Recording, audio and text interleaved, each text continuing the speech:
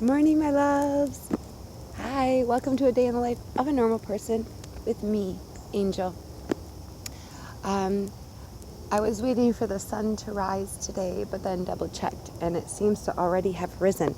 So we're just going to record on a cloudy day today. It's okay. I know. I said I was going to take some time off, but I really wanted to get some reading in. It's just a good morning to read. What better to do on a cloudy morning than break open your book and just read? So, yep, you're waking up, having morning coffee with me, and the message today is just going to be that love wins.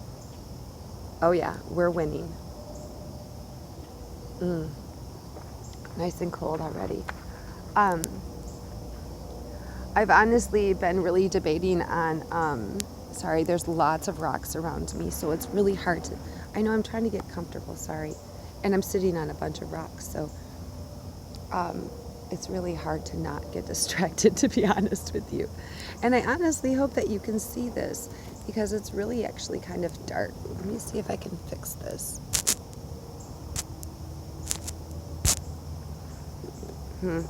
Let me just scooch up for you. All right, I don't know. This is all just weird. Anyway, we're just going to read. I didn't bring my tarot cards with me, and I did not do any astrological research this morning. I'm just being led to read. And we are...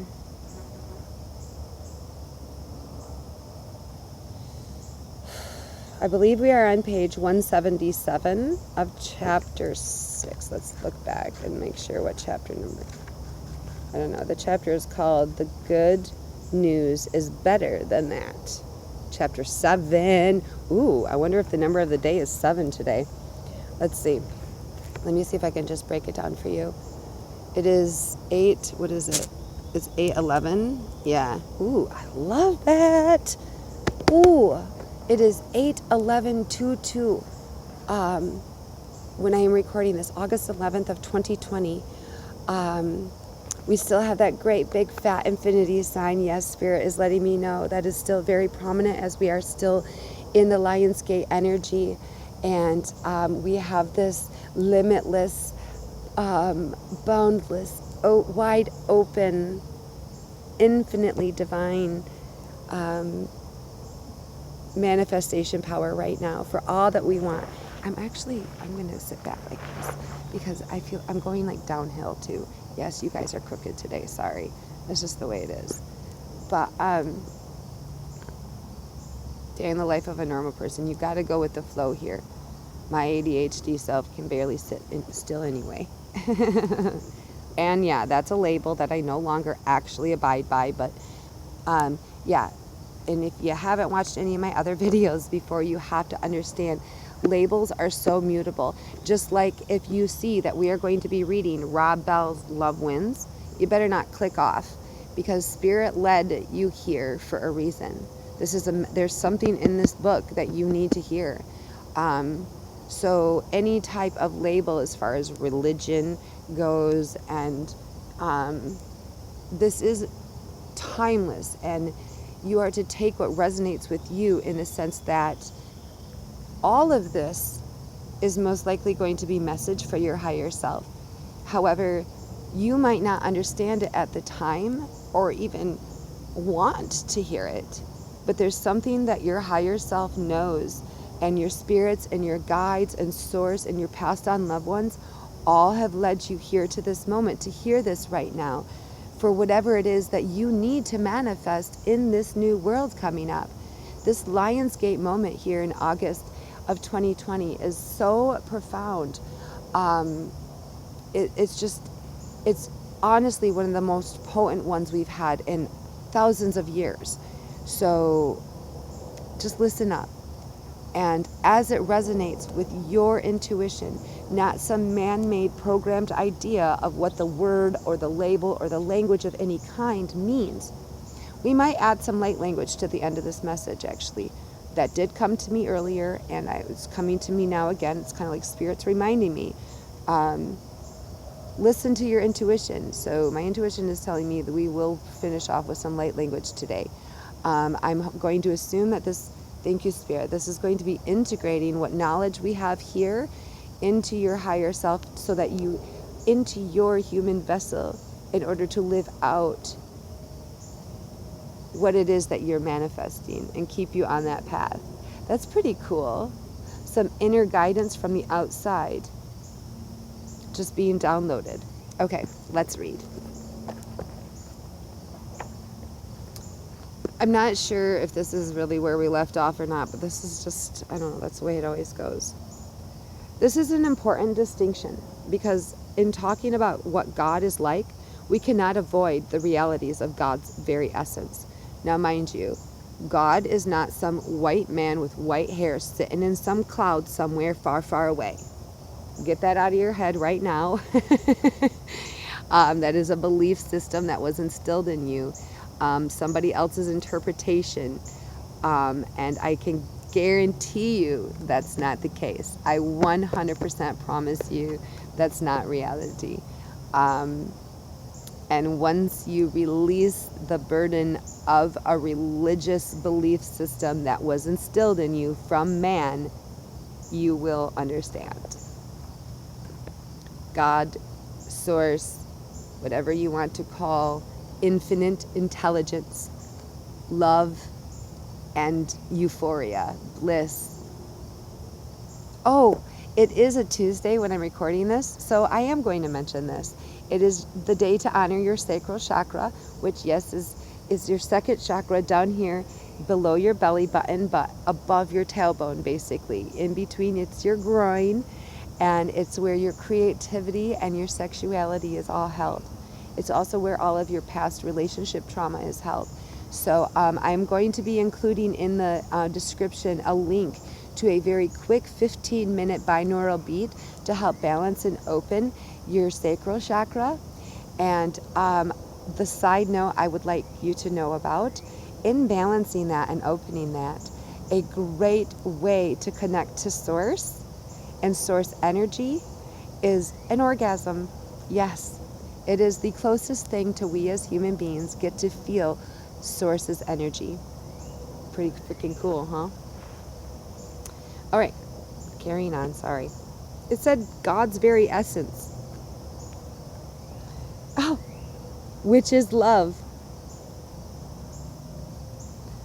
It can be resisted and rejected and denied and avoided, and that will bring another reality, now and then. We are that free.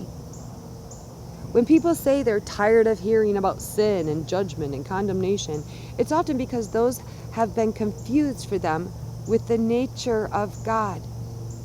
God has no desire to inflict pain or agony on anyone. God extends an invitation to us, and we are free to do with it as we please. Saying yes, we take on in one direction. Saying no, will take us in another direction.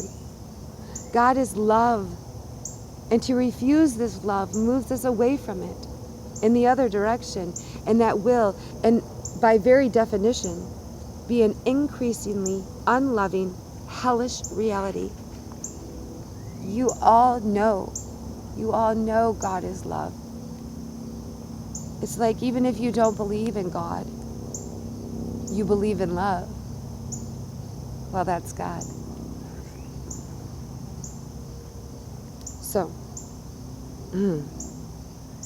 we do ourselves great harm when we confuse the very essence of God, which is love, with the very real consequences of rejecting and resisting that love, which creates what we call hell.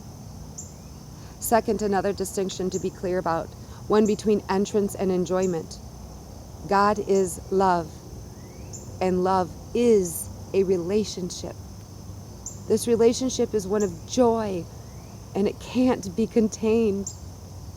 Like when you see something amazing and you turn to those you're with and say, "Isn't this great?" Your question is an invitation for them to join you in your joy. The amazement you are experiencing can't be contained. It spills over the top. It compels you to draw others into it. You have to share it. God creates, because the endless joy and peace shared life at the heart of this. Okay, hold on. Because the endless joy and peace and shared life at the heart of this, God knows no other way. Jesus invites us to that relationship, the one at the center of the universe. He insists that he's one with God, that we can be one with him, and that life is a generous, abundant reality. This God whom Jesus spoke of has always been looking for partners, people who are passionate about participating in the ongoing creation of the world. So when the gospel is diminished to a question of whether or not a person will get into heaven, that reduces the good news to a ticket, a way to get past the bouncer into the club. The good news is better than that. This is why Christians who talk the most about going into heaven while everybody else goes to hell don't throw very good parties. When the gospel is understood primarily in terms of entrance rather than joyous participation, it can actually serve to cut people off from the explosive, liberating experience of the God who is an endless giving circle of joy and creativity. When the gospel is understood primarily in terms of entrance rather than joyous participation, it can actually... Oh, sorry. This bug got me confused. That's a really good paragraph, though. Maybe I'm going to read it again. It can actually serve to cut people off from the explosive, liberating experience of the God who is an endless giving circle of joy and creativity. I'm glad I reread that. Life has never been about just getting in. It's about thriving in God's good world. It's stillness, peace, and that feeling of your soul being at rest. While at the same time, it's about asking things, learning things, creating things. Because that feeling of your soul being at rest should not be waited for until you die. You have the chance to feel it now while you're alive. Creating things, learning things, and sharing it all with others who are finding that same kind of joy in the same good world. Jesus calls disciples to keep entering into this sacred life of peace and joy as it transforms our hearts until it's the most natural way to live that we can imagine. Until it's second nature. Until we naturally embody and practice the kind of attitudes and actions that will go on into the age to come, which is right now. A discussion about how to just get into heaven has no place in the life of a disciple of Jesus because it's missing the point of it all. An entrance understanding of the gospel rarely creates good art or innovation or a number of other things. A cheap view of the world because it's a cheap view of God. It's a shriveled imagination. It's the gospel of goats.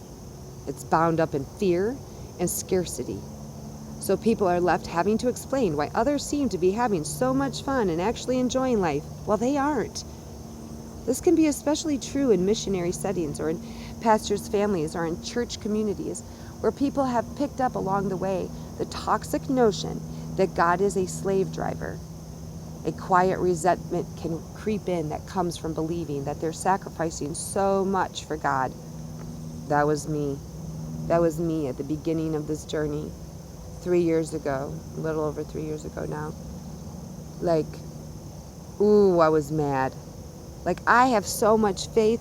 You know I have faith, God, to this man far off in the distance from me, watching me, being the one to distribute what's good or bad in my life. That's what I thought. Based on the right or wrong choices that I make, despite my heart, despite my faith, and despite my silliness of being human, it never made sense to me. Anyway,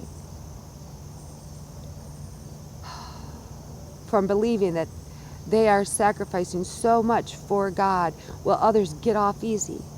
how can easily become a way to explain all of this. Those people out there may be going to parties and appearing to have fun while the rest of us do God's work, but someday we'll go to heaven where we won't have to do anything, and they'll go to hell. Well, they'll get theirs. I have sat with many Christian leaders over the years who are burnt out, washed up, fried, whose marriages are barely hanging on, whose kids are home while the parents are out at church meetings, who haven't taken a vacation in forever, all because, like the older brother, they have seen themselves as slaving all these years. They believe that they believe the right things, and so they are saved. But it hasn't delivered the full life that it was supposed to. So they're bitter. Deep down, they believe God has let them down, which is often something they can't share with those around them, because they are the leaders who are supposed to have it all together. And so they quietly suffer, thinking, this is the good news. It is the gospel of the goats, and it is lethal. God is not a slave driver. The good news is better than that. This distinction, the one between entrance and enjoyment, has another serious implication, one having to do with how we tell the story. When you've experienced the resurrection, the resurrected Jesus, the mystery hidden in the fabric of creation, you can't help but talk about him. You've tapped into the joy that fills the entire universe, and so naturally you want others to meet this God. This is a God worth telling people about. This is the problem with some gods. You don't know if they're good, so why tell others a story that isn't working for you? Witnessing, evangelizing, sharing your faith.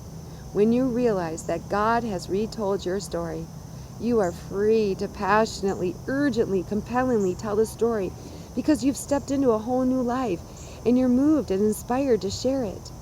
When your God is love and you have experienced this love in flesh and blood, here and now, then you are free from guilt and fear and the terrifying, haunting, ominous voice that whispers over your shoulder, you're not doing enough. The voice that insists God is, in the end, a slave driver. Have nothing to do with that God. Have nothing to do with that God. You're invited to trust the retelling now, so that we are already taking part in the kind of love that can overtake the whole world. This leads us to another distinction, one that takes us back to the recurring question, what is God like? Many of us heard the gospel framed in terms of rescue. God has to punish sinners because God is holy, but Jesus has paid the price for our sin so we can have eternal life.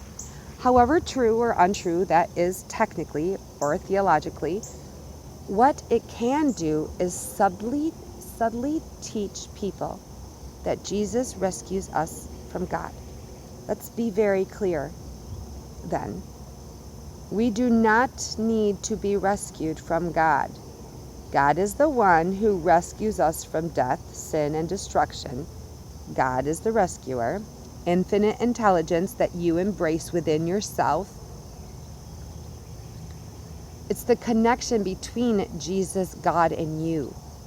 That Holy Spirit, that was Jesus' soul, Jesus' spirit, God's essence within Jesus. That's the Trinity. You have that in you. The Holy Spirit, remember, you took that upon yourself when you took Jesus into your heart when you were saved as a Christian. Yeah, you're your own Trinity now, sweetie. Beautiful. This is crucial for our peace because we shape our God, and then our God shapes us. We are going to start reading. Let's try to remember this next time on page 183. All right, my loves. Abakanane sinipiniti. Ay, kini alalay. Kinini de pa kinini. Asa papa nene anane. Anane papa ini nini papa nene de ti. Ai sikia papa la lea kanana nane. Asa ba nane papa banane kana la le sini ana papa nane papa la le la me lam sham hom papate kanane asaka de tia papa ai kini papa kina pate ananea dania de tia papa da de tia papa asa kananea de tia papa amamanea patia nania kania de tia nania na maba papa ya tia nina paia le ai aka palale o sa palale asitia da tia de tia kanania nane amba pea kania de tia nane asa kanania de tia de pa alalea kania alalea oh agate asa da papate ananentia papa akananea de ti alalea papa nanane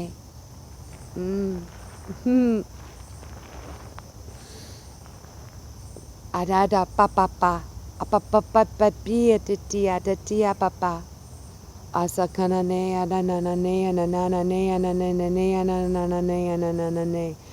alalea papa asa nane kananea papa kananea nia de tia kia de tia papa dia de tia kia ai kini dia papaya katia de tia sasia de tia papa di. We are expanding right now. We are expanding our aura, our bubble of light, our essence, our aura that is drawn from God within us and expanding us now. Akia de tia papaya de tia kaya tia aiki asa de tia papaya kia tia. Ai papa ai kia de ti ai si kia papa ai kia tia ai ala pa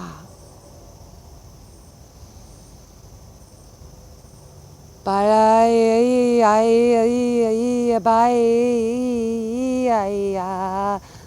ai se mi aqui ai aqui a tia pa ai na pe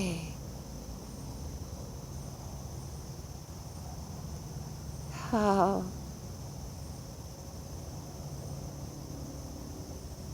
I feel a lot of source energy right now. Anchoring from Mother, reminding us that we also have this source of energy here on this earth for our human body. It's not just about the source energy that comes from above, down through your crown chakra. Yes, this is filling you up, but it's because you are also anchored here through Mother and all of her infinite love. And it's a combination of equal source energy here as in our human self that we are connected to physically. I'm so about numbers, but it's interesting that in the 3D world here in the physical, this is 3 coming from below, and then you think about it and it comes up, and that's 4, and then like this is your connection, that is 5, and the number 4 is a solid foundation. How about that? Thank you so much. I'm so honored. All right, my loves, please don't forget to hit like and subscribe. It warms my heart so much.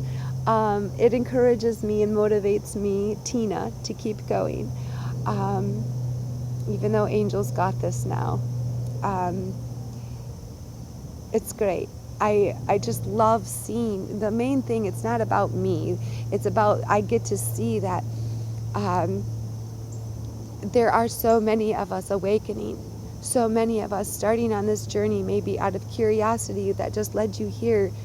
But what you just received is going to just expand your world in a way like the lid has come off. And I couldn't be happier for you. I share in your joy. I share in your love. You're a part of the grid now. Welcome to infinite joy and love. Enjoy your blessings today. Use compassion in all of your communication, my loves. And watch joy flood your lives. Be blessed.